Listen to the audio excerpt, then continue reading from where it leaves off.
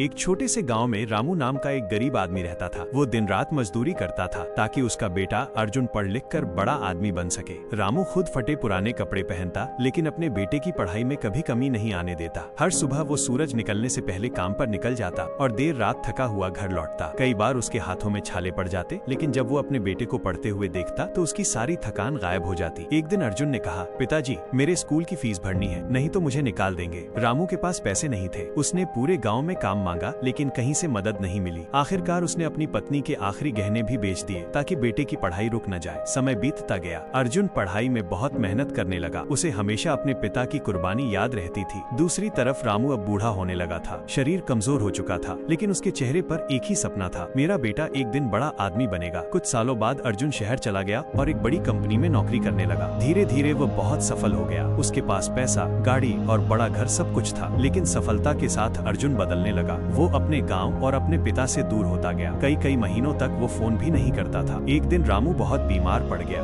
गांव वालों ने अर्जुन को खबर दी। पहले तो अर्जुन ने काम का बहाना बनाया, लेकिन फिर किसी तरह गांव पहुंचा। जब वो अपने पुराने टूटे हुए घर में दाखिल हुआ तो उसने देखा कि उसका पिता खाट पर लेटा हुआ है। कमरे की दीवारें टूटी हुई थी, लेकिन एक चीज आज भी संभाल कर रखी गई थी, अर्जुन की बचपन की किताबें और उसकी पहली स्कूल ड्रेस। रामू ने कांपती हुई आवाज में कहा, बेटा मुझे खुशी है कि तू सफल हो गया, मेरा सपना पूरा हो गया। ये सुनते ही अर्जुन की आंखों से आंसू बहने लगे। उसे एहसास हुआ कि जिस इंसान ने उसकी सफलता के लिए अपनी पूरी जिंदगी कुर्बान कर दी, उसी को वो सफलता मिलने के बाद भूल गया। अर्जुन अपने पिता के पैरों में गिर पड़ा और रोते हुए बोला, पिताजी मुझे माफ कर दीजिए, आज मैं जो भी हूँ सिर्फ आपकी वजह से हूँ। रामू मुस्कुराया। उस दिन अर्जुन ने समझ लिया कि दुनिया की सबसे बड़ी दौलत पैसा नहीं, बल्कि माता पिता का प्यार और उनकी कुर्बानी होती है। सीख, जो माता पिता हमारे सपनों के लिए अपनी खुशियाँ कुर्बान कर देते हैं, उन्हें कभी मत भूलो।